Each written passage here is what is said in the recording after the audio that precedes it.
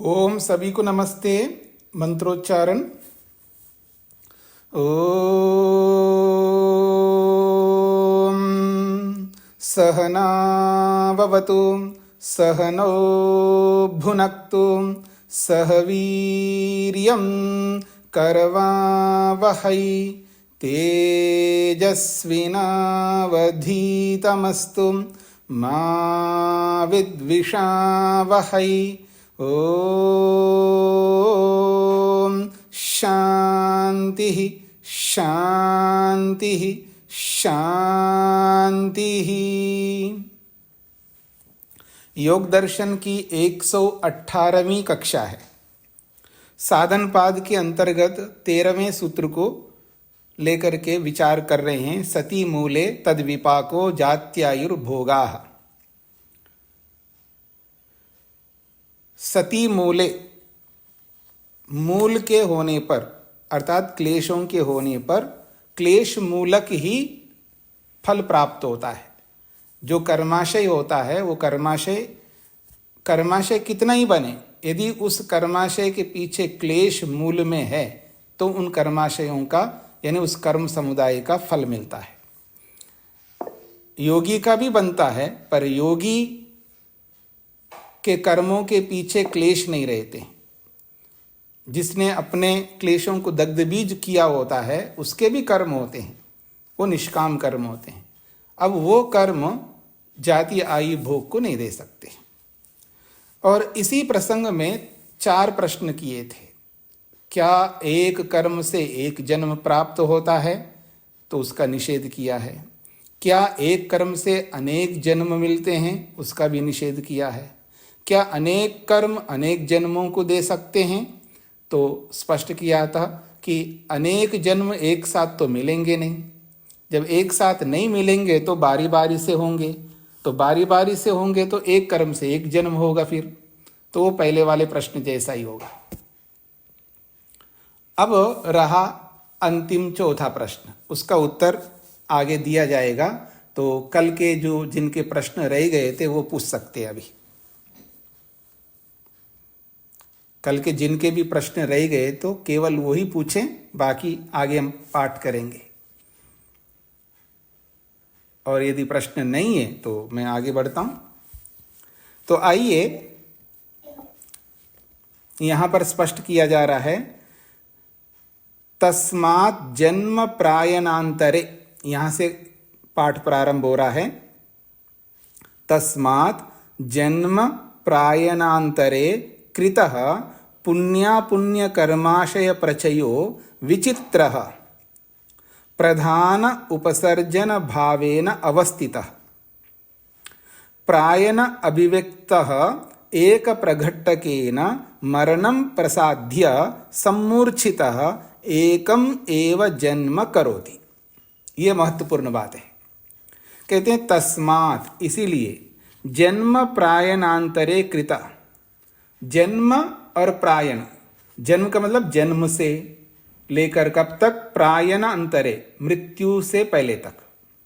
जन्म से लेकर के मृत्यु से पहले पहले तक कृतः किया हुआ पुण्य कर्माशय प्रचय, जो पुण्य और अपुण्य जो भी पाप और पुण्य कर्म किए उन सब का प्रचय समुदाय हमारे सामने आता है।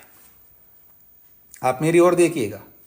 वर्तमान जन्म में जैसे आज हमारा जन्म है, हम लोग जी रहे हैं, कोई 80 साल का, कोई 85 साल का, कोई 50 का, कोई हो सकता है 30-35 के होंगे, आप में से कोई 40 के होंगे, इससे तो कम के कोई दिख नहीं रहे मेरे को। तो अब देखिएगा, इसी वर्तमान जन्म में जन्म से लेकर के मृत्यु से पहले तक जो भी कर्म हम करते हैं, वो जो कर्म समुदाय है वो पुण्य और अपुण्य के रूप में रहेगा। कोई आप में से ये नहीं कह सकते जी मैंने केवल पुण्य किया, पाप नहीं किए। पानी की तरह बहाता हुआ व्यक्ति अपने आप को ऐसा प्रस्तुत करता है कि मैं तो बहुत अच्छा आदमी हूं। अच्छे बुरे का अभी आपको आगे पता लग जाएगा, हम कितने अच्छे हैं और कितने बुरे हैं। आगे पढ़ेंगे, इसी पाद में आपके सामने आएगा कि हम अगर किसी से मैं पूछूं कि क्या आप हिंसा करते हो? नहीं जी, ऐसा क्या बात करते हो आप स्वामी जी, ऐसा थोड़ा होता है, मैं कहाँ हिंसा करती हूँ, ऐसा आप कह सकते हो। मैं कभी कभी पूछ लेता हूँ बच्चों से या बड़ों से भी पूछ ले, आप झूठ बोलते हो? नहीं जी, नहीं, झूठ नहीं बोलता हूँ। मैं ये भी पूछ लेता हूँ, क्या आप चोरी करते हो? नहीं नहीं नहीं, चोरी भी नहीं करता। आप हिंसा नहीं करते, झूठ नहीं बोलते, चोरी नहीं करते। अब मैं ये तो साहस क्या करूं, जब आगे पाठ में आएगा तब आपको पता लगेगा कि वे विचार करते हैं नहीं करते हैं, वो भी पता लगेगा आगे। परिग्रह करते हो? हाँ, ये तो स्वीकार करते, क्योंकि दिखता है परिग्रह, वो तो दिखता है। वो कैसे मना करेंगे?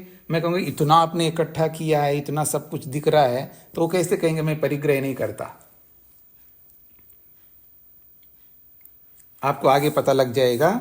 तो कहते हैं वर्तमान जन्म जो है, इस वर्तमान जन्म में जन्म से लेकर के प्रायणांतरे, मृत्यु से पहले पहले तक, कृतः किया हुआ पुण्य अपुण्य कर्म कर्माशय प्रचय, पुण्य और अपुण्य रूपी जो कर्माशय रूपी जो समुदाय है, वो कैसा है? विचित्र, बहुत विचित्र है जी। विचित्र का मतलब समझते हैं ना? किसी को आप विचित्र कहते हैं तो क्यों कहते हैं? उसमें एक प्रकार की स्थिति नहीं होती, विचित्रता में अनेक प्रकार होते हैं उसमें। ये विचित्र आदमी है, क्यों कहते हो आप किसी को विचित्र आदमी? बड़ा विचित्र आदमी है, इसको पहचानना बड़ा मुश्किल है। पता नहीं कब गुस्सा कर बैठता, कब लोभ कर बैठता, कब पता नहीं क्या क्या करने लगता, एक जैसा रहता नहीं आदमी, बड़ा विचित्र है। तो आपने क्या देखा उसमें विचित्रता? अलग अलग प्रकार के कर्म करता है, कभी खुश रहता है, कभी दुखी होने लगता है, कभी रोने लगता है, कभी हंसने लगता है, कभी पता नहीं क्या क्या करने लगता है, एक जैसा रहता ही नहीं आदमी। इसका अर्थ है एक जैसे कर्म नहीं करते हैं, पता नहीं कितने प्रकार के कर्म करते हैं हम लोग।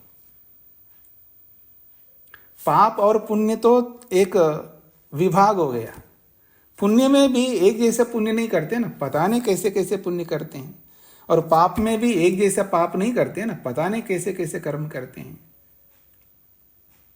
इसलिए हमारे जो इसी जन्म में बचपन से लेके अभी मरेंगे नहीं, अभी जब तक मरेंगे नहीं तब तक विचित्र प्रकार के कर्म किए हमने। और वो कैसे हैं? प्रधान उपसर्जन भावेन अवस्थिता। प्रधान का मतलब है कोई बहुत मुख्य कर्म करता है व्यक्ति, बहुत बड़ा कर्म करता है। प्रधान का मतलब मुख्य काम, मुख्य कर्म। और एक उपसर्जन का मतलब है गौण कर्म, बहुत छोटा सा कर्म करता है।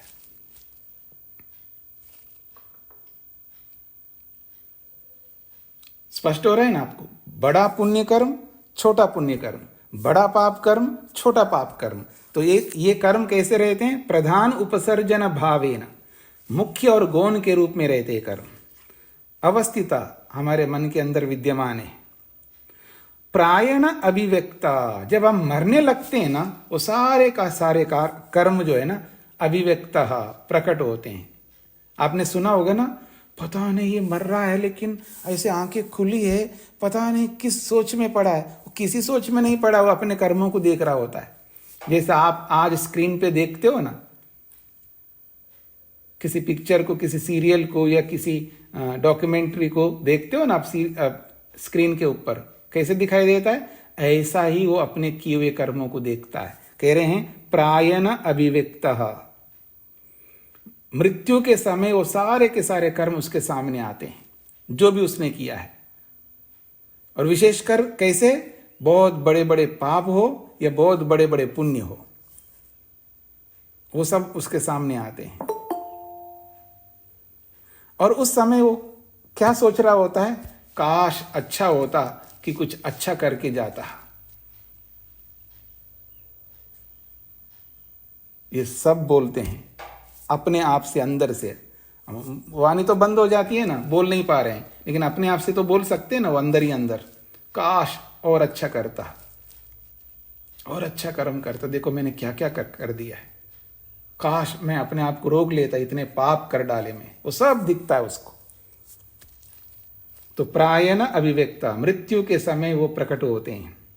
कैसे प्रकट होते हैं? एक प्रघट्टकेन, एक घटड़ी के रूप में, प्रघट्टक कहते हैं एक घटड़ी के रूप में। इतने कर्म किए करता है व्यक्ति, अगर उसको किसी हाँ जी, अभी कभी गांव में रह करके देखिए, आज भी वो तूड़ा डालते हैं, एक उसके अंदर भरते हैं और फिर उसको बांधते हैं चारों ओर से, फिर उसको उठाते हैं, सिर पर रखते हैं। तूड़ा हो, पहले अनाज को भी ऐसे करते थे, ऐसे बांध करके, गठड़ी बांध करके सिर पर रखते हैं। तो यदि हमारे अपने कर्मों की गठड़ी बांधने का प्रयास करें हम,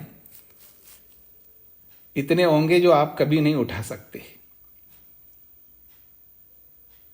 अगर उसमें भार होता, वेट होता, तो आप तो नहीं उठा पाएंगे, बड़े बड़े क्रेन लगाने पड़ेंगे उठाने के लिए। पर बहुत किया है, तो कह रहे हैं एक प्रघट्टके न, एक घटड़ी के रूप में वो सारे के सारे कर्म उसके सामने आते हैं। और न मरणम प्रसाद्य, जैसे वो मृत्यु को प्राप्त होता है, अब मरना तो है, मरते समय सब उसके सामने आ रहे हैं, तो मरना तो है एक दिन। मरणम प्रसाद्य, जब वो मृत्यु को प्राप्त होता है, तब सम्मूर्छितः, वो सारे कर्म इकट्ठे हो जाते हैं। वो सारे कर्म इकट्ठे होकर के, जितने कर्मों से जन्म मिलना है उतने सारे कर्म इकट्ठे होते हैं। एकमेव जन्म करोति, वो सारे कर्म मिलकर के एक ही जन्म को देने वाले होते हैं। ये चौथा प्रश्न है, चौथे प्रश्न का उत्तर है। तो क्या कहा, अनेक कर्म मिलकर के एक जन्म को देते हैं, ये उत्तर है यहां पर। सारे कर्म का मतलब है वो जितने किए वो सब कर्म नहीं बोल रहा मैं, मतलब बहुत सारे कर्म है ना, अनगिनत जन्म जन्मांतरों के कर्म भी हमारे अकाउंट में अभी भी है विद्यमान। जो वर्तमान जन्म का, इसी जन्म का, मेरी ओर ध्यान दीजिएगा, इस जन्म में बचपन से अब तक मृत्यु तक जो भी हम कर्म करते हैं, मुख्य रूप से उन कर्मों के आधार पर अगला जन्म डिसाइड होता है। पिछले जन्मों के कारण से नहीं डिसाइड होता है। यहां ये जो बताया जा रहा है इसको समझने का प्रयत्न करना। जन्म प्रायण अंतरे कृत पुण्य पुण्य कर्माशय प्रचय, जन्म से लेके मृत्यु पर्यंत जो पुण्य अपुण्य रूपी जो कर्माशय बना है हमने इसी जन्म के, उसी कर्मों पर अगला जन्म निश्चित होता है हमारा। हाँ, उनमें पिछले जन्मों के कर्मों को भी कुछ मिलाएंगे परमात्मा, वो एक अलग बात है, लेकिन मुख्य कर्म वो होंगे वर्तमान जन्म के, और हमने कैसे किया उस पर निर्धारण होता है। अब समझ लो, जिंदगी बहुत कुछ निकल गई जी, हाँ, बहुत कम बची है, पता नहीं कल मैं दोबारा इस समय क्लास लूंगा नहीं लूंगा, मेरे को नहीं पता है, जिंदा रहूंगा नहीं रहूंगा, ये सबके साथ ऐसा ही है, पता नहीं कल क्या होगा, बहुत थोड़ा सा वक्त बचा है, और जितना वक्त कम बचा है उतने वक्त में क्वालिटी के, बहुत एक्सट्रीम क्वालिटी के कर्म करके मरूं। हम तो अंधेरे में बैठे हुए हैं, हम निश्चिंत होकर के बैठे हैं, हमारे सामने ये बात ही नहीं आती है कि कल रहूंगा नहीं रहूंगा, कुछ कर डालूं, कुछ बढ़िया करूं, ये मन में नहीं आता है ना किसी का। तो नहीं आता है तो समझ लेना हम गलत रास्ते पे जा रहे हैं। हर वक्त मन में ये रहना चाहिए कि पता नहीं अगले क्षण में रहूंगा नहीं रहूंगा, अगले घंटे में रहूंगा नहीं रहूंगा, अगले दिन रहूंगा नहीं रहूंगा, कर डालूं जो कुछ करना अच्छे से अच्छे। कतराते हम लोग अच्छे कर्मों को करने में, बहुत कतराते हैं। पता लग जाएगा जब मरने लगेंगे ना, तब पता लग जाएगा।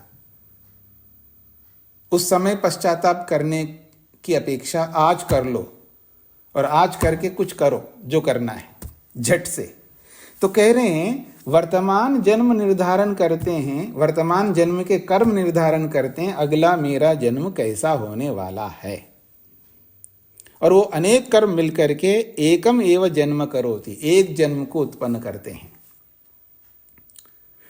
अब कह रहे हैं तच्च जन्म तेनैव कर्मणा लब्धायुष्कम भवति, तच्च जन्म, और वो जो जन्म होगा वो जैसा जन्म होगा, अर्थात जिस जाति में उसका जन्म होगा, तेनैव कर्मणा, उन्हीं कर्मों से, जिन कर्मों से उसको जन्म मिल रहा है, जिस कर्म से या जिन कर्मों से उसको वो जाति रूपी जन्म मिल रहा है, तेनैव कर्मणा, उन्हीं कर्मों के आधार पर लब्धायुष्कम भवति, उसको आयु प्राप्त होती है,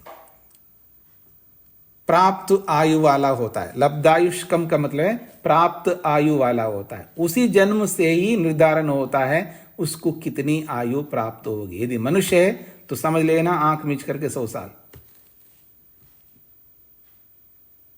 ये मनुष्येतर योनि है तो जैसी योनि है उसके अनुसार उसकी जो जो आयु होती वैसी आयु मिलेगी। तो 100 साल है तो आपके मन में आ सकता 100 साल है तो 100 साल तक तो रहेंगे। अभी तो 20 साल पढ़े हैं, अभी तो 25 साल पढ़े हैं। कोई आप सोच सकते अभी तो 40 साल पढ़े हैं, अभी तो 50 साल पढ़े हैं। आप में से कोई ऐसे हैं जो 40 साल के हों? रूप जी से पूछना पड़ेगा वो कितने साल के होंगे, पता लगेगा। 36 का स्वामी। हाँ देखो 40 के अंदर है। वो सोचे कि मेरे 60 साल बचे हुए हैं। हाँ? ऐसा मत सोचना, ऐसा सोचेंगे तो कुछ करेंगे नहीं। फिर 100 साल तो मिले हैं, अब उसको संजोए रखना हमारा कर्तव्य। हम संजोए नहीं रखते इसलिए जल्दी मरते हम लोग।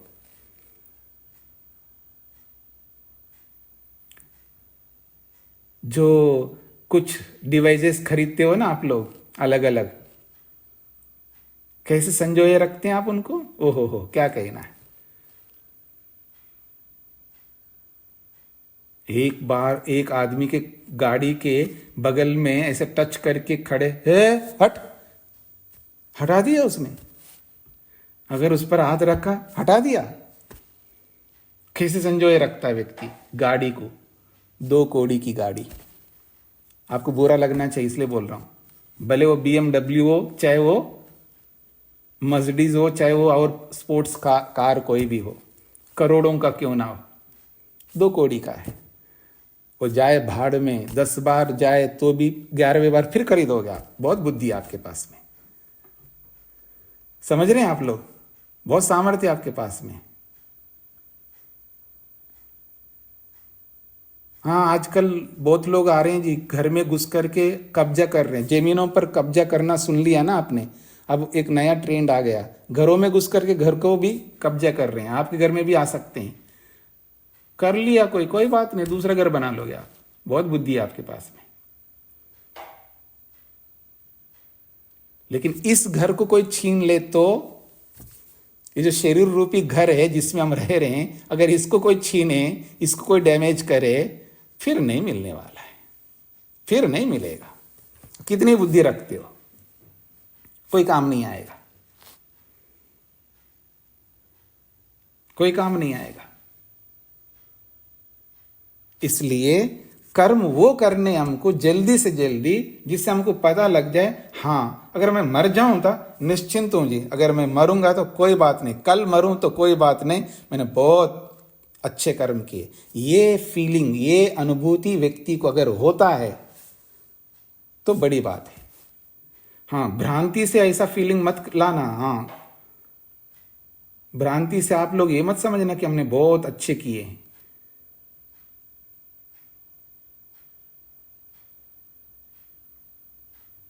अच्छे किए होते तो हम यहां नहीं बैठते हैं।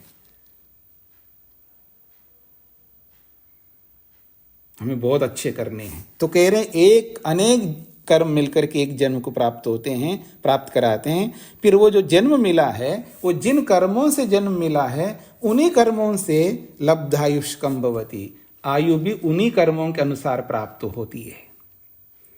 फिर कह रहे हैं तस्मिन आयुषी तेनैव कर्मणा भोगा संपद्यते इति। तस्मिन आयुषी, उसी आयु में, जितनी आयु मिली है, जैसी आयु मिली है, उसी आयु के अनुसार उन्हीं कर्मों से, जिन कर्मों से जाति मिली, जिन कर्मों से आयु मिली, जिन कर्मों से ये दोनों मिले, तेनैव कर्मणा, उन्हीं कर्मों से भोगः संपद्यते, भोग प्राप्त होता है।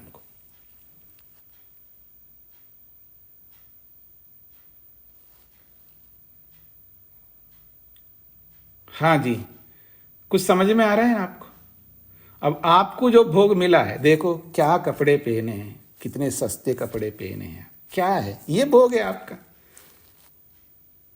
अंबानी को देखना, बिरला को देखना, टाटा को देखना, और लोगों को देखना, हमारे क्या कपड़े हैं।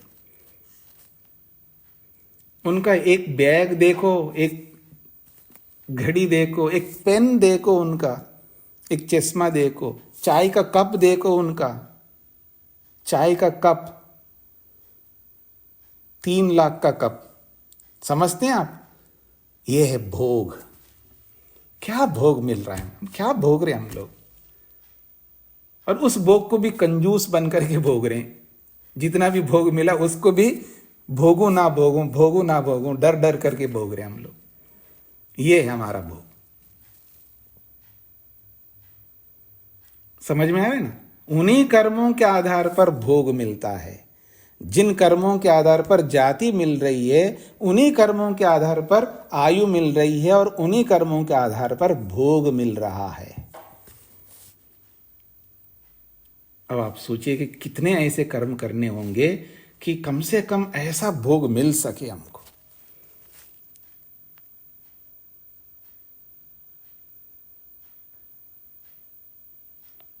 कितने नौकर है जी आपके पास में? कितने नौकरों को रखा अपने घर पे? 1 2 3 4 5, कितने? 600 नौकर हैं घर के अंदर। 600 नौकर है। देखिए भोग, इसको कहते भोग।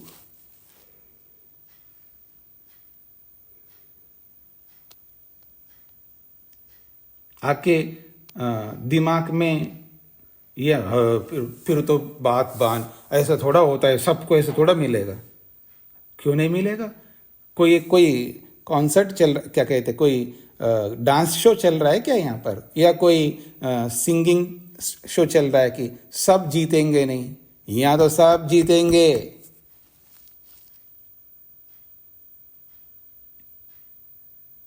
भाई लाखों में एक जीतता, वहां यहां लाख लाख वैसे करेंगे, लाख के लाख जीतेंगे यहां पर।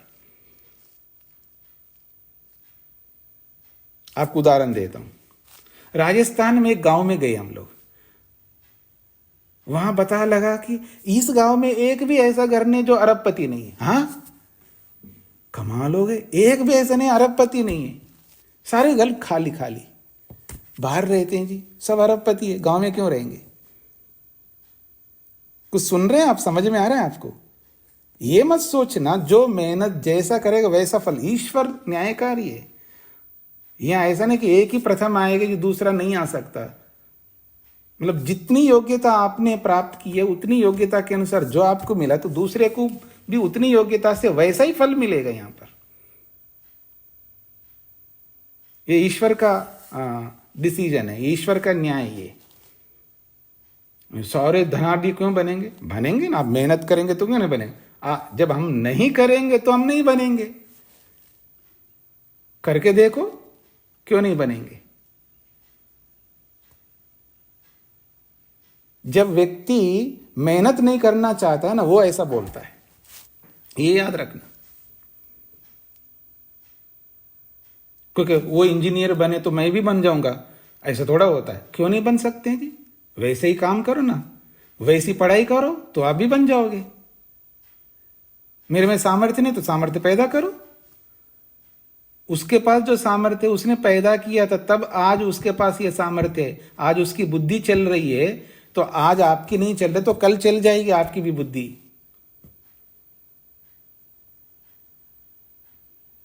जिस काम को दुनिया के किसी भी कोने में किसी ने किया है, उस काम को दुनिया का हर व्यक्ति कर सकता है, बशर्त उसको करने के जो रीजन है, कारण है, वो हमको लगाना पड़ेगा।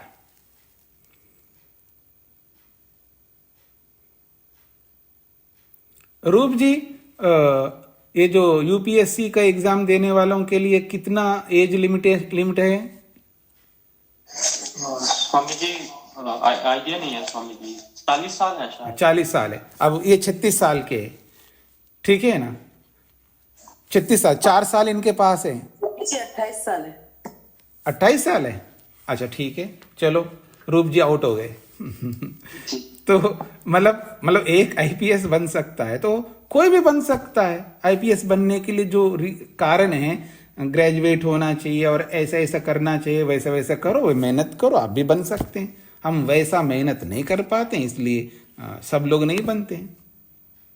लेकिन वहां पर भी उनकी सीमा है, योग्य होते हुए भी आपको आउट करेंगे, क्योंकि उनको वो होता है कि 100 लोगों को लेना है, 200 लोगों को सिलेक्ट करना, उतने ही करेंगे, बाकी लोगों को आउट करेंगे कितना ही अच्छा किया होगा। पर यहाँ ऐसा नहीं है, जितने अच्छे करेंगे उतने सब सेलेक्ट हो जाएंगे हम। हाँ जी, मुक्ति के लिए हम एग्जाम दे रहे हैं, तो यहाँ ऐसा नहीं होगा कि मुक्ति में हम लोग जी कुछ ही लोगों को मुक्ति में ले जाएंगे जी, बाकी लोगों को आउट करेंगे जी, आप कितना ही मेहनत करो। मुक्ति केवल 10 सीट खाली है जी मुक्ति में, ऐसा नहीं है यहाँ पर सिस्टम। यहाँ सिस्टम यह है कि जितने मेहनत करेंगे और वैसा ही मेहनत करेंगे, उन सबको मुक्ति मिलेगी, उन सबको समाधि लगेगी, उन सबको वो सब मिलेंगे। ऐसा ही कर्मों का खेल है। ये एक्सक्यूज नहीं कर सकते जी ऐसा थोड़ा सब इतना धन थोड़ा प्राप्त कर सकते। अरे मेहनत करो ना, प्राप्त कर सकते। वो एक जन्म में थोड़ा उसने प्राप्त किया होगा। आज आप करोड़पति होंगे तो पिछले जन्म में करोड़पति नहीं रहे होंगे, लखपति रहे होंगे, और उससे पहले रोडपति रहे होंगे। तो आज करोड़पति है तो कल अरबपति बन जाओगे आप। मेहनत तो करो ना। तो ऐसे ही यहां पर है। तो इसलिए कहा जा रहा है कि तस्मिन आयुषी तेनैव कर्मणा भोगा संपद्यते। तो उस आयु में जो आयु मिली है, उस आयु में वो आयु जिस कर्म के कारण से उसको आयु मिली, उसी कर्म के कारण से भोग प्राप्त होता है। अब अच्छा भोग हमको प्राप्त करना है तो फिर अच्छे कर्म करने होंगे। और मैं बोलूं, उम्र भी अच्छी, भाई 100 साल तक जीऊं, सारे कष्ट आए तो उन कष्टों को झेलता रहूं, आंधी आए तूफान आए कैसे भी रोग आए सबसे लड़ करके आगे बढ़ूं, 100 साल तक जी सकूं, तो वैसा कर्म करना पड़ेगा ना हमको। वैसे कर्म भी होने चाहिए, कर्म भी वैसे होने चाहिए। तो ये सब कर्मों का खेल है। कर्म ही हमको उत्कृष्ट योनि दे सकती है। मनुष्य योनि नहीं, देव योनि दे सकती है। हाँ, देवों के यहाँ जन्म होगा। आज हम मनुष्यों के यहाँ जन्म लिए हम लोगों ने, हाँ याद रखना, हम लोगों ने मनुष्यों के यहाँ जन्म लिए, देवों के यहाँ जन्म नहीं लिए। जो देने वाले दाता बड़े उदार, बड़े उत्कृष्ट श्रेष्ठ। कल्पना करके देखो वैदिक युग का, वैदिक युग का कल्पना करके देखो। जो आपके माता पिता, मेरे माता पिता वेदज्ञ, चारों वेदों को पढ़े हुए, अच्छे, योग्य और सुसंस्कृत। आज तो हम सब एक्सीडेंटली हुए हैं, पर वो योजनाबद्ध पैदा किया गया उनको। हम अपने आप हुए हैं, हमें पैदा नहीं किया गया है, हम एक्सीडेंटली होते हैं। पैदा करना अलग होता है। जैसे राम को पैदा किया, कृष्ण को पैदा किया, जीजाबाई ने शिवाजी को पैदा किया, ठीक है ना। तो पैदा करना अलग होता है, हो जाना, हो गए। हम तो ऐसे ही हो गए। किसी को लगता है आप ऐसे हो गए या आपको पैदा किया गया है? ऐसा होने का मतलब समझते हैं? कोई संस्कार करके, हाँ जी आज हम गर्भाधान संस्कार करेंगे, सबको इनवाइट करना, सबको बिठाना, संस्कार करना और घोषणा करना सबके बीच, आज गर्भाधान संस्कार होगा, और ऐसी संतति को हम लाना चाहते हैं। कितने पुण्य कर्म होने चाहिए। जो वैदिक युग के, जो चारों वेदों को पढ़े हुए माता पिता, और जिनका स्वभाव ही देना है, लोगों को बांटना है, लेना नहीं, ऐसे माता पिता के यहां जन्म लेना,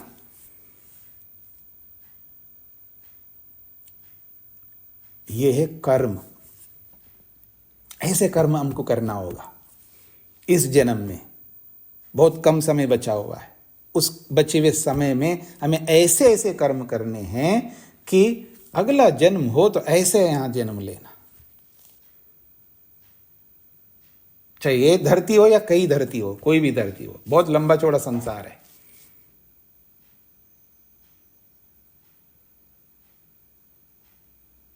ये है कर्म। यही कर्म हमको वहां पहुंचाते हैं जहां हम पहुंचना चाहते हैं। जो हमारी आशाएं है ना, ख्वाब देखते हैं ना हम लोग, काश अच्छा होता तो ऐसा हूं, ऐसे अपने आप नहीं हो सकते, ऐसे के लिए ऐसे कर्म करने होते हैं। काश मेरे पास भी ऐसा घर होता, ऐसे कैसे होता? कर्म करो, होता। कर्म नहीं किया नहीं है। काश मेरे पास भी ऐसी गाड़ी होती, क्यों होती थी? आपने कर्म किया ही नहीं, कैसे होगी? ऐसा है, सब कुछ कर्मों का खेल है, सब कुछ कर्मों का खेल है। तो कह रहे हैं जिन कर्मों से जाति मिल रही है, उन्हीं कर्मों से आयु मिलती है, उन्हीं कर्मों से भोग मिलता है। तो देखिए, तच्च जन्म तेनैव कर्मणा लब्धायुष्कं भवति तस्मिन् आयुषी तेनैव कर्मणा भोग संपद्यते इति। असौ कर्माशय जन्म आयु भोग हेतुत्वात् त्रिविपाकः अभिधीयते इति। असौ कर्माशय, ये जो कर्माशय हमारा, जो जन्म से लेकर के मृत्यु होने से पहले तक जितने भी कर्म किए हैं, उन कर्मों का जो समुदाय है कर्माशय, ये कर्माशय जन्म आयु भोग हेतुत्वात्, ये जन्म आयु और भोग का कारण होने से त्रिविपाकः, तीन प्रकार के फलों को देने वाला कर्माशय है। इति, ऐसा अभिधीयते, ऐसा जाना जाता है, समझा जाता है। आगे बढ़ते हैं जी। अतः एक भविकः कर्माशय उक्ता इति। अब यहां उपसंहार कर रहे हैं। उपसंहार किसका? कर्मों का। अतः इसीलिए कहा है एक भुविकः कर्माशय उक्ता। समस्त कर्माशय, बहुत सारे कर्माशय मिलकर के एक भविका, एक जन्म को देने वाला होता है।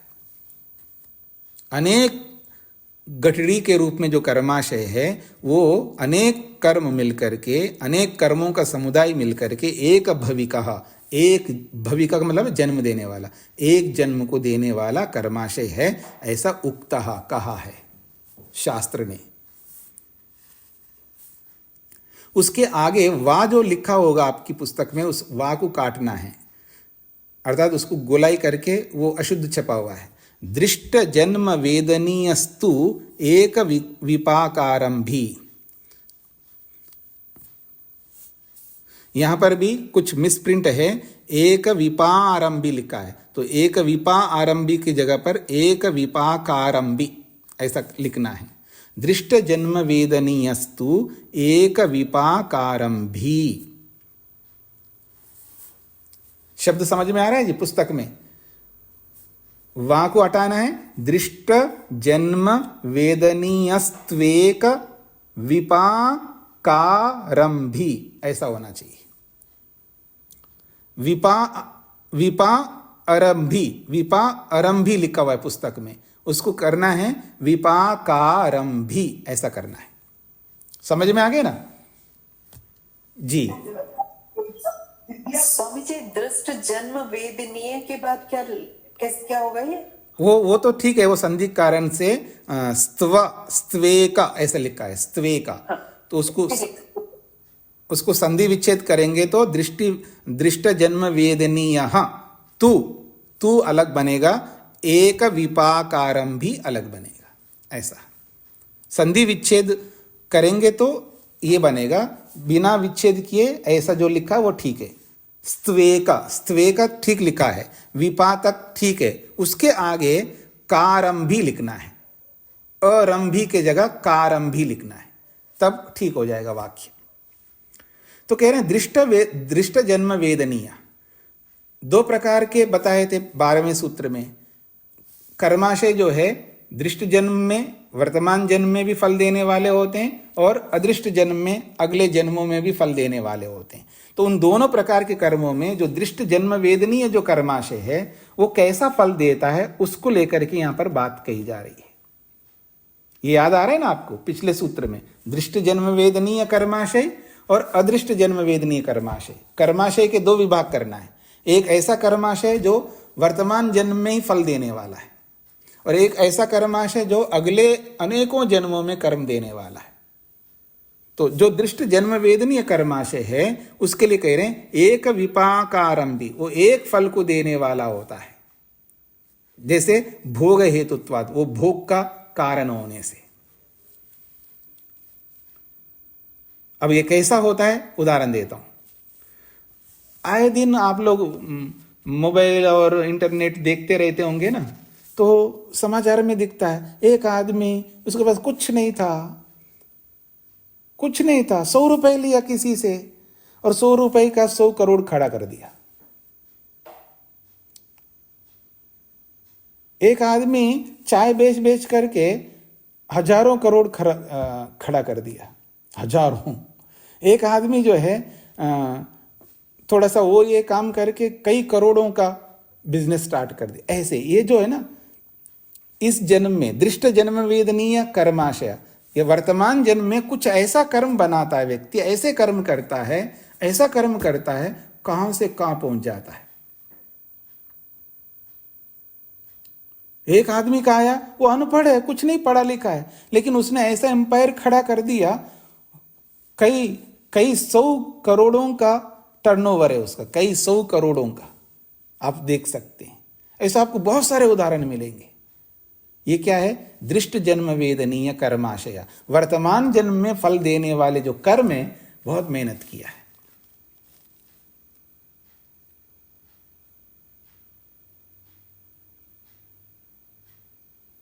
जो बुजुर्ग लोग बताते हैं, जो आप में से जो दिल्ली के लोग हैं, जो बुजुर्ग लोग हैं, जो आज 90-95 साल के हैं, हमने देखा ये जो महाशय धर्मपाल जो MDH वाले, ये टांगा चलाए करते थे, ऐसा वो बोलते थे। लेकिन उन्होंने मेहनत करके आगे बढ़ करके मसाले बना करके आज देखिएगा पूरा विश्व जानता है उनको।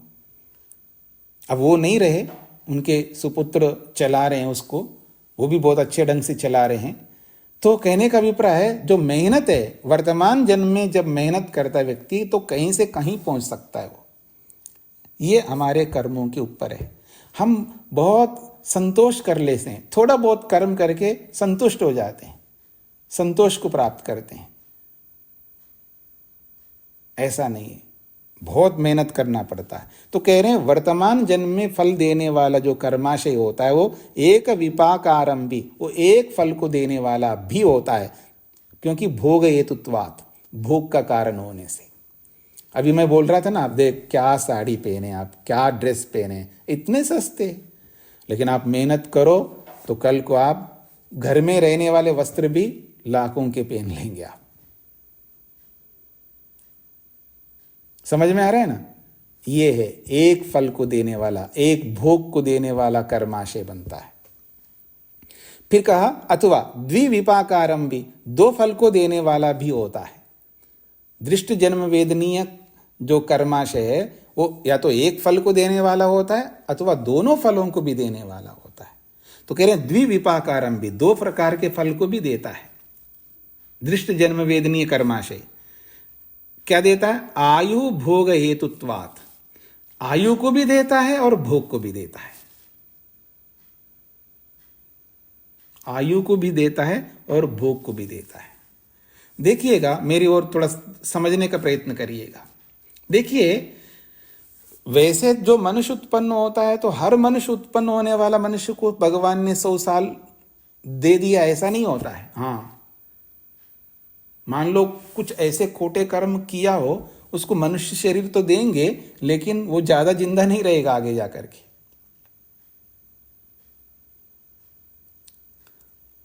जैसे उदाहरण देता हूं, आपको समझ में आएगा। जैसे आजकल के लोग होते हैं, क्या माहौल है आज वर्तमान का। आप जब मेट्रो में बैठ करके देखना या इधर उधर देखना, आपको जो लड़के लड़कियां जो भी जैसे दिखाई देते हैं, उनका नज़ारा ही अलग होता है। पता नहीं क्या क्या करते हैं, क्या क्या खाते पीते हैं, कैसे कैसे अपने जीवन को रखते हैं, जो भी रखते हैं। शादी होने से पहले ही बहुत कुछ हो जाता है, फिर शादी होने के बाद फिर जो भी संतानोत्पत्ति होती है वो देखना। जब आप सबको पता है, रॉ मटेरियल जितना स्ट्रांग होता है, उसका प्रोडक्ट भी उतना स्ट्रांग निकल के आता है।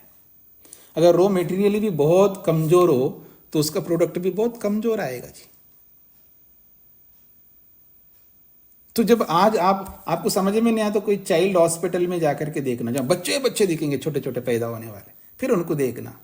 किसी को पैदा होते हार्ट ट्रबल है, किसी को पैदा होते लीवर प्रॉब्लम है, किसी को पैदा होते ये प्रॉब्लम है, किसी को पैदा होते ये प्रॉब्लम है, अथवा कोई प्रॉब्लम नहीं दिख रहा है तो आए दिन छोटे बच्चे को लेते जा रहे हैं।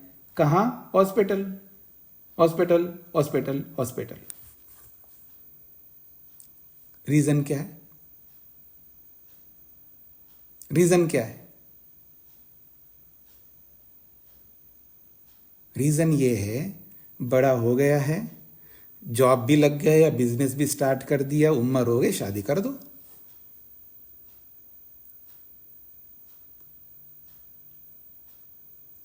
क्या शादी करने की ये योग्यता है? खैर, बहुत बड़ी बातें हैं। तो अब यहां समझने का प्रयत्न करिएगा कि जब किसी को अगर मान लो शरीर भी कमजोर मिला हो, लेकिन उस कमजोर शरीर को भी बढ़ा सकते हैं। उसकी आयु, जल्दी मरने वाला भी देर में जाकर के मरेगा। आपने एक पहलवान का नाम सुना, बहुत पुराना, अभी तो नहीं रहे होंगे वो, बहुत कमजोर था, जेल में था, पता नहीं था, और वो बहुत कमजोर था। उसने मेहनत किया, व्यायाम आदि किया और जेल में बड़ा तगड़ा हो गया, और फिर वो दंगल हुआ है और किसी पाकिस्तानी बहुत बड़े पहलवान को हरा दिया है। दारा सिंह का नाम तो नहीं, ये और कोई होंगे उससे पहले से। तो कहने का अभिप्राय यह है कि अगर कोई कमजोर शरीर वाला भी हो, कमजोर शरीर वाला तो जल्दी मरेगा, याद रखना, लेकिन दृष्ट जन्म वेदनीय, यानी वर्तमान जन्म में अगर ऐसा कर्म कर डाले तो मरने वाला भी बच जाता है। ये जो आजकल योग का जो बहुत प्रचलन चल रहा है ना, यानी व्यायामों का, प्राणायामों का बहुत चल रहा है, बहुत अच्छी बात है। बहुत अवेयर हो गए लोग, बहुत संवेदनशील हो गए। जिधर भी देखो फूं फां चलता रहता है सुबह सुबह, बहुत अच्छी बात है। कई लोग सुनते, देखो जी मैं तो इतने रोगग्रस्त था, लेकिन मैं ये प्राणायाम करके, ये जो श्वसन क्रियाएं करके आज मैं बिल्कुल ठीक हो गया हूं। हो गए लोग, बहुत हो गए। अपनी आयु को बढ़ाना है तो वर्तमान जन्म के कर्मों को सुधारना है। कुछ समझ में आ रहा है आपको? अगर वर्तमान जन्म में अगर हम बहुत कमजोर हैं, वैसे बहुत कमजोर हैं हम लोग, लेकिन उस कमजोरी को दूर करना है तो ऐसे ऐसे कर्मों को करना होगा। हम लोग पैसे के लिए, मकान के लिए, नौकरी के लिए, धंधे के लिए, उसके लिए सारा दिमाग उसमें लगता है हमारा। लाइफ, जीवन के लिए दिमाग नहीं लगता है। शरीर को कैसे ठीक रखूं, कैसे मजबूत बनाऊं, कैसे मैं शतायु तक पहुंचूं, कैसे मैं अपने आप को ऐसा बनाऊं ताकि मुक्ति को और आगे बढ़, इसमें हमारी नजर नहीं होती, दृष्टि नहीं होती, इसकी चिंता हमारी को बिल्कुल नहीं होती है। आप में से कई लोग दिखते हैं मेरे को, वो स्वस्थ इतना अच्छा नहीं होता है, लेकिन मेहनत करेंगे, पुरुषार्थ करेंगे, इस गाड़ी को कछुए की तरह दौड़ा, धीरे धीरे चल चल करके 100 साल तक पहुंच सकते। ये है दृष्ट जन्म वेदनीय जो कर्माशय, वो द्विविपाकारंभी, 2 फलों को भी देने वाला होता है। आयु भोग हेतुत्वाद, अच्छी आयु को भी दे सकता है अगर हम बहुत अच्छे कर्म करेंगे। आज जैसा भी हमारा शरीर बिल्कुल ऐसा खोखला जैसा दिखता हो, लेकिन कर्म ऐसे करना होगा, मेहनत बहुत करना होगा, जो आप बोलते हैं ना हार्ड वर्क करना होगा, इतना पुरुषार्थ करना होगा। इस टूटी फूटी शरीर को, इस कमजोर शरीर को भी बहुत मजबूत बना सकते, इतना मजबूत बना सकते ताकि 100 साल तक जी सके। और कहा भोग हेतुत्वाद, भोग का कारण भी, बढ़िया भोग, आज जो भी भोग रहे हैं इससे भी बहुत उत्तम भोग भोग सकेंगे। हाँ, मेरी ओर देखिए एक बार, आप ये मत समझना भोग के लिए बता रहा हूं। हमारा 2 प्रयोजन है, भोग करना और अपवर्ग को प्राप्त करना। भोग करना भी बहुत बड़ा उद्देश्य है। देखिए, भोग करने का मतलब इस गलत अर्थ में नहीं लेना। भोग विलासी जब शब्द का प्रयोग किया जाता है, भोग विलासी, ये भोग विलासी वाला आदमी है, तो वो गलत अर्थ में भोग का प्रयोग होता है। यहां अच्छे अर्थ में भोग का प्रयोग कर रहा हूं मैं। उत्तम भोग प्राप्त करना है, बहुत उत्कृष्ट भोग को प्राप्त करना है हमको। और उस उत्कृष्ट भोग को ऐसे प्राप्त नहीं मिलेगा। कोई ऐसे यूं भिक्षा नहीं देगा हमको। भिक्षा कौन लेता है जी? दो लोग लेते हैं, एक मैं लेता हूं, एक भिखारी लेता है। दोनों लोग भिक्षा लेते हैं। भिखारी भी भिक्षा लेता है और मैं भी भिक्षा लेता हूं।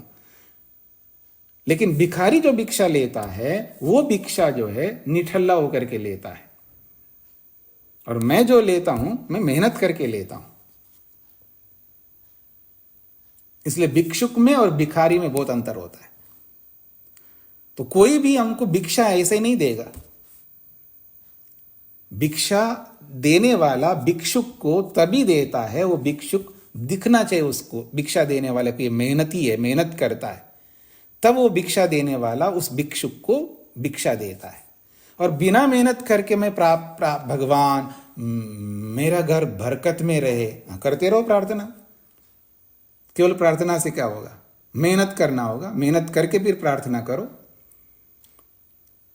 चाहे भोग के लिए हो चाहे आयु के लिए हो, मेहनत करना हो। वो मेहनत करना होगा जिससे हम कह सके मैं तो मरने वाला था लेकिन बच गया और जी गया 100 साल तक, ऐसा मेहनत करना होगा। अब ये अलग बात है, कोई आकर के मार दे तो ये अलग बात हो गई, वो तो एक्सीडेंट किसी का भी हो सकता। अगर कोई एक्सीडेंट नहीं हो रहा है, किसी प्रकार का एक्सीडेंट, तो हम मेहनत करके पहुंचाएंगे अपने आप को, अपनी आयु को। ये गणित मत लाना मन के अंदर, देखो जी मैं ऐसे ही चलते फिरते जो है ऐसे ही 50, 60, 70, 80 साल में मरना चाहता हूं, ये सिद्धांत नहीं लाना। ये सिद्धांत लाएंगे तो और एक थप्पड़ लगेगा भगवान की ओर से, मैंने 100 साल दिया, तू जल्दी मर रहा है, और एक थप्पड़ लगाएगा और एक दंड दे देगा। जितना भोग दिया वो सारा भोग करके जाना, ये भगवान का सिद्धांत है। हाँ, जल्दी मरने की चेष्टा मत करना। नहीं जी, फिर क्या क्या फायदा है कि खाट पे पड़े रहना, खाट ही संसार, ऐसा थोड़ा मरना चाहिए, ऐसे ही मरना है, ये याद रखना। क्योंकि ऐसा मरेंगे तो पूरा भोग करके मरेंगे, और पूरा भोग करके वहीं जाना है, खाट पकड़ना है हमको एक दिन। देखना कम हो रहा है, सुनना कम हो रहा है, चलना तो हो गया बंद, खाट तभी तो पकड़ा है हमने। ऐसे बीच में नहीं, 50, 60, 70, 80 साल में नहीं, 90, 95 साल में जा करके फिर खाट पकड़ना है। फिर खाट ही सारी दुनिया हमारी होगी, खाट। ऐसा मरना चाहिए, स्वाभाविक मृत्यु है जो पहले हुआ करता था। तब पूरा भोग करके जाना है। नहीं भोगेंगे ना, याद रखना, एक साथ मिलेगा तो बहुत मुश्किल हो जाएगा। हाँ जी, वो कौन सी पूर्णिमा आती है जी जब खीर बना के रखते हो आप लोग ऊपर, फिर खाते हो? हाँ, शरद पूर्णिमा। बहुत बढ़िया। शरद पूर्णिमा में बहुत अच्छे देशी गाय का दूध और मानो की ऐसे कढ़ाई में बना दिया है जो कि सोने की कढ़ाई हो, और उसमें सब अच्छे, सब बहुत अच्छे लोगों ने बनाया, बहुत पवित्र लोगों ने बनाया, और फिर आपको दे दे और आप खाए उसको। लेकिन शर्त यह कि हर चम्मच में एक कंकर आएगा। शर्त यह है कि हर चम्मच में जो जो स्पून आप मुंह में रखोगे, हर स्पून में कंकर आएगा। खाओगे? यह है एक साथ दुखों का पहाड़ हाना। इसलिए भगवान ने जो फल दिया उसको पूरा भोग करके जाना है। नहीं भोगेंगे, इसका मतलब हम बिना भोगे जा रहे हैं, तो फिर वो बचे हुए जो भोग है कहां जाएगा वो? आप 80 साल में, 50 साल में, 70 साल में, देखो जी मैं तो चलते फिरते ऐसे हंसते उसते ही मरना चाहता हूं, मरो। फिर क्या होगा? बच गया आपका 30 साल का, 40 साल का, 20 साल का जो फल बचा हुआ, क्या करेगा भगवान? उसका वापस देगा, आपको ही देगा, इकट्ठा देगा। तब क्या करोगे? ऐसे होगा। हर चम्मच में जो कंकर आता है ना, वो खीर है क्या? वो अगर बच्चे को देना, अपने बेटे को, है मेरे को नहीं चाहिए, फेंकेगा वो। आप ना फेंक के दूर रख सकते हो, ये भी फेंकना है। ये मैं तो नहीं बाबा, मैं, आप बाबा जी दे रहे हो, इसका मतलब ये थोड़ा है कि हर चम्मच में कंकर दे रहे हो आप, हम तो नहीं खाएंगे। आप भी फेंक रहे हो, सब फेंकेंगे ऐसे ही, कोई नहीं चाहेगा। एक साथ दुखों का पहाड़ हमारे ऊपर आए, एक के ऊपर एक, एक के ऊपर एक, आता जाए, कौन चाहेगा? हम अपने हाथों से ऐसे कर रहे हैं, वो नहीं करना है हमको। इसलिए कहा जा रहा है कि दृष्ट जन्म वेदनीय जो कर्माशय है वो या तो भोग भोग को दे सकता है, ऐसे भी कर्माशय होता है, अथवा दोनों को दे सकता है, आयु को भी और भोग को भी। ये बात कही गई है। इतना ही रखते हैं। अब आप में से किसी को कोई प्रश्न पूछना हो तो पूछ सकते हैं। हाँ जी, नरेंद्र जी ओम स्वामी जी, बोलिए। ये इसमें एक शब्द आया है समूर्छित है, इसका क्या अर्थ लेंगे स्वामी जी? सम्मूर्छित का मतलब है क्रियाशील। जी जी, वेद प्रिया जी। एक बात और पूछनी थी स्वामी जी। जी, जैसे मुक्ति में अनेक आत्माएं जाती हैं, तो क्या वे समान ही भोग भोगती हैं या अलग अलग आनंद का भोग भोगती हैं मोक्ष की अवस्था में? देखिएगा कि आज की बात नहीं करता मैं। कुछ समय पहले जो थिएटर होते थे ना, पिक्चर हॉल, कुछ समय का मतलब मैं जब गया था, आज से 40 साल पहले की बात कर रहा हूँ मैं। आजकल तो मैं जाता नहीं हूँ। 40 साल पहले मैं पिक्चर हॉल में जाता था। तो पिक्चर तो सभी एक ही, सब लोग देख रहे हैं, लेकिन जो बालकनी होती थी पीछे, जो ज्यादा पैसा दे करके बैठते थे, आपको पता है, वो अलग सुख है।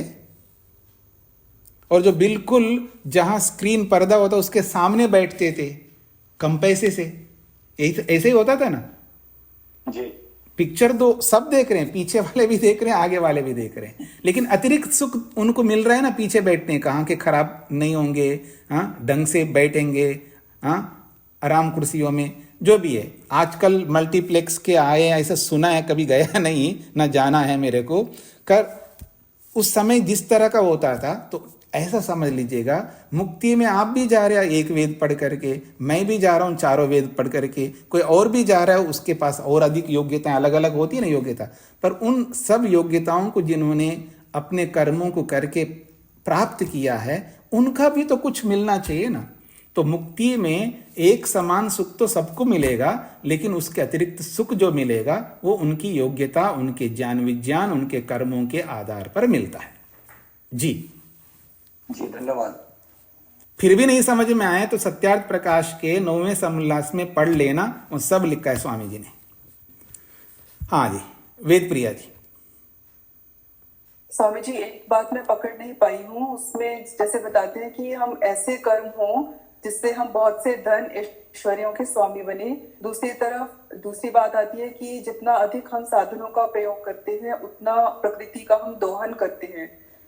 तो दोनों बातें मुझे पकड़ नहीं आई है, दोनों मुझे विरोधाभास लग रहा है। नहीं, कोई विरोधाभास नहीं है, समझने में अंतर है कि हम धनेश्वरियों के स्वामी बने, ये ईश्वर स्तुति प्रार्थनोपासना के मंत्रों में लिखा हुआ है, स्वामी दयानंद ने लिखा है।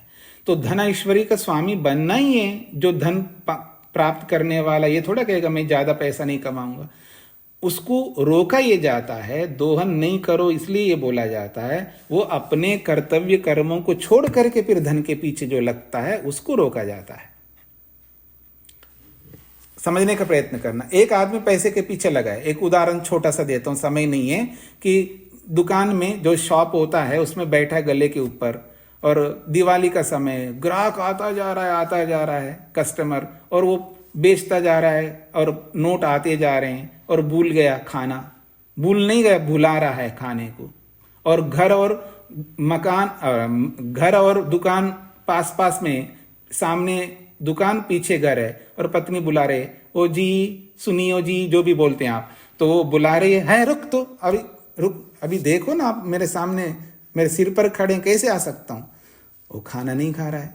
जब वो खाना नहीं खा रहा है, वो हवन थोड़ा करेगा, वो संध्या थोड़ा करेगा, वो स्वाध्याय थोड़ा करेगा, वो व्यायाम थोड़ा करेगा। तो ये सारे कर्तव्य कर्मों को छोड़ करके वो पैसे के पीछे दौड़ रहा है, कोई किसी और के पीछे दौड़ रहा है, कोई किसी और के पीछे दौड़ रहा है। दौड़ करके वो धनेश्वरी के स्वामी बनेंगे, तो ऐसे धनेश्वरी के स्वामी बनने से दुख पाएगा। यहाँ वो धनेश्वरी के स्वामी हमको बनना है। सारे कर्तव्यों का पालन करते हुए फिर आप धनेश्वरी का स्वामी बने, कितना ही बने, किसने रोका है आपको?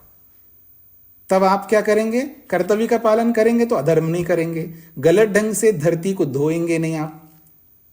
स्पष्ट हो गया आपको? इस तरह समझ लीजिएगा। हाँ जी, रचना जी, रचना आहूजा जी, बोलिए जल्दी। नमस्ते स्वामी जी। जी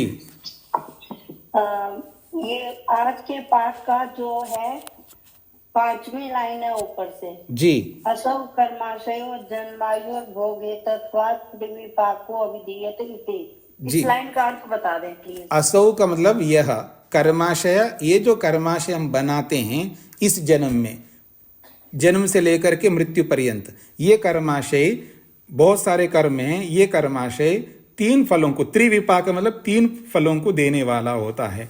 कौन वो 3 फल है? जन्म, आयु और भोग। तो जन्म, आयु, भोग का कारण होने से यह कर्माशय त्रिविपाका, 3 फल वाला अविधीयते कहा जाता है। जी ठीक है जी, धन्यवाद। सविता जी। नमस्ते स्वामी जी। जी स्वामी से आप अभी कह रहे थे ना कि संतान को पैदा नहीं किया जाता, मतलब प्लानिंग नहीं की जाती। जैसे मैं अपने घर में देखती हूँ, बेटे और बहू ने पूरा मतलब जैसे ब्रह्मचर्य का भी पालन किया और पूरे संस्कार भी किए, तो फिर भी जो बच्चा आया है उस पे आजकल के वातावरण का असर दिखाई देता है। देखिए, तो एक उस स्थिति में क्या हमारी कमी है? समझ गया। तो कुछ नियम का पालन हम कर रहे हैं, बहुत सारे नियमों का पालन नहीं कर रहे हैं। केवल कुछ नियमों का पालन करके हम ये अपेक्षा नहीं कर सकते हैं कि वो सारा फल मिले हमको। हमको बहुत सारे नियमों का पालन करना होगा। एक उदाहरण देता हूँ मैं आपको, अब आपको समझ में आएगा। मैं कहूँगा मधु जी आउट, दिल्ली में मत रहना, बहुत पोल्यूशन हो गया, आ जाओ इधर। ने जब घर बनाया अब यहाँ वहाँ ही, तो मधु जी, एक उदाहरण दे रहा हूँ, मधु जी ऐसा कहेंगे, ऐसा नहीं कह रहा हूँ, कोई भी आपको कहूँ, नहीं जब घर है तो आप यहाँ से थोड़ा जाएंगे, अब दूर कैसे जाएंगे? कैसे जाएंगे क्या मतलब होता है?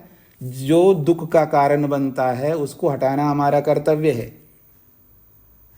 अब वो हम ना करें, वो ना करके मैं एक उदाहरण आपको इसलिए दे रहा हूं, हम कुछ कर्म तो बहुत अच्छे कर रहे हैं और कुछ कर्म जो है विपरीत जा रहे हैं अलग अलग कारणों से। तो सारे कारणों को हमें करना होगा, तभी तो उत्तम आएगा ना।